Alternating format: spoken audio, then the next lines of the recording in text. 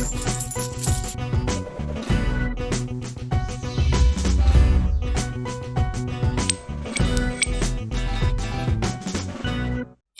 of multiple occupation, HMOs, single let and service accommodation, out of these three, which is the best to employ during this coronavirus pandemic?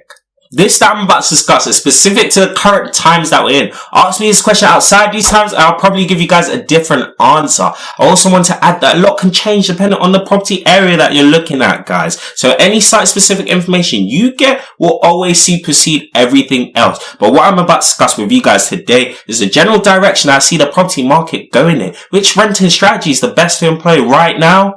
And if you guys agree with me or even disagree with me, then let me know down in the comment box below, guys, because I want to know what your thoughts are on this topic, because ultimately it's affecting a lot of people in the property market. And if you guys are loving also the content I'm producing each and every Sunday at 3 p.m, including this video, then you know what you have to do. You have to hit that like button, share it too, and subscribe with notification bell on as well. Before I explain my reasoning on which one I believe can make the most consistent money during this coronavirus period, I appreciate the fact that some people may not know what each of these rental property strategies are. And so to those people, I think it's important I explain what they are first, starting off with single let properties. This is where one tenancy agreement has been allocated towards the whole property, so that any person or group of people living there fall under that one contract. The easiest example that I can think of, guys, is a typical family home, where the parents may not own the property, but what they do is they pay the landlord rent each and every month so that the whole family can live under that one roof.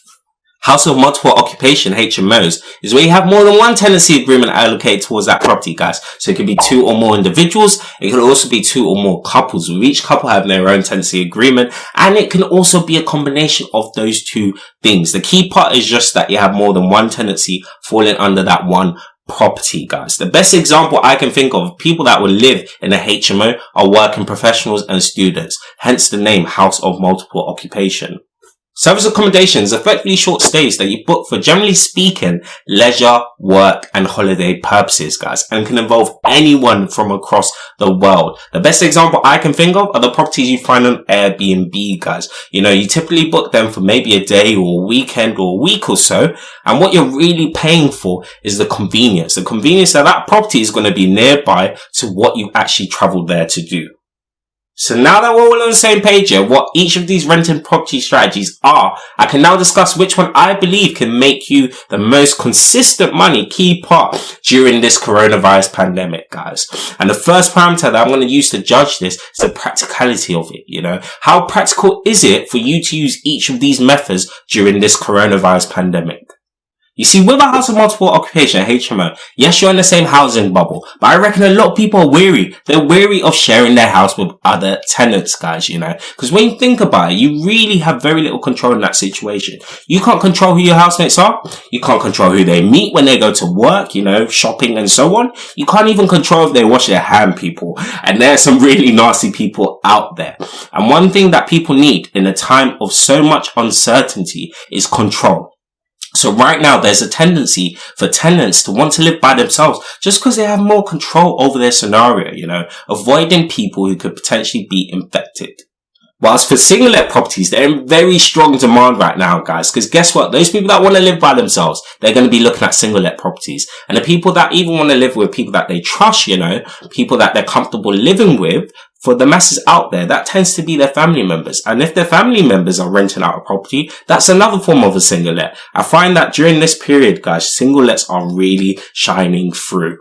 However, when you look at service accommodation, I actually think this strategy has been the most wounded, guys, just because of all the lockdowns that have happened, and even when it's been lifted, guys, people have still been wary about using service accommodation. People have been wary about traveling, because they don't know who they're going to be sharing their house with. It could literally be anyone from across the world, not just the UK. So it's fair to say that single let properties wins this one. And the other measure that I think should really be taken into account when deciding between the three, which one's the best to use during the current pandemic, is which one will make you the most consistent positive cash flow. Notice how I said consistent, guys, because without this word, you'll probably get a different answer from me. Under normal conditions, typically it's service accommodations and house of multiple occupations that will be more profitable than single let properties. But as you guys know, we're not under normal conditions right now. It's very much unprecedented times, unexplored territory. And in a time of uncertainty, when I speak for landlords, I can pretty much guarantee the one thing that we value the most right now is certainty that we're going to get consistent positive cash flow each and every month.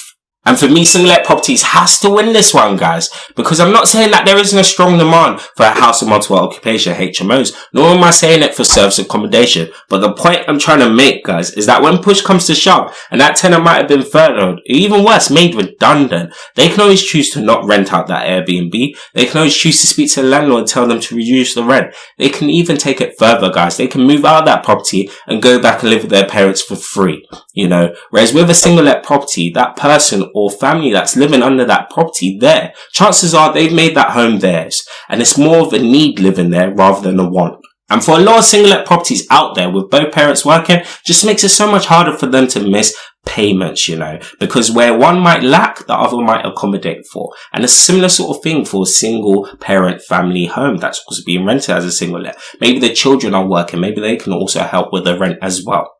So it's because of these two things I can really see single-let properties thriving during this current pandemic. But there are some honourable mentions, like service accommodation. Once this is all over and things go back to normal, I can really see this industry going through a big boom, guys. Just because people have been so deprived for so long. It's a classic case of you don't know what you got till it's gone. I also think HMOs that make use of couples might be just as reliant, resilient to this current pandemic as the single-let family properties, because chances are they're reliant on two forms of income as opposed to one, making it much unlikelier for them to miss paying the rent.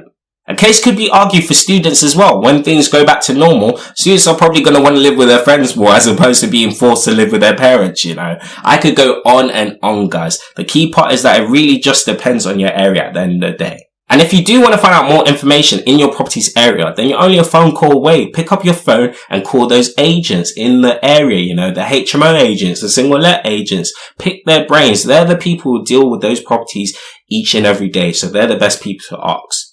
And if you're trying to find out more information on service accommodation, then go to websites like booking.com, Airbnb, look at those properties within those areas. What are they fetching for? How many days of the month can you book it for? How much of the property can you book it for? That will give you a clue on the occupancy rate. And also you can give hotels within that area a call as well. Pick their brains, find out more there. Nonetheless, I hope you guys have enjoyed watching this. Make sure to like this video, share it too, and subscribe with the notification bell on as well. It's your favorite YouTuber, DSM Finance, sharing my thoughts and my experiences with you guys every Sunday at 3 p.m. Have a great day, people. Bye. Whoa.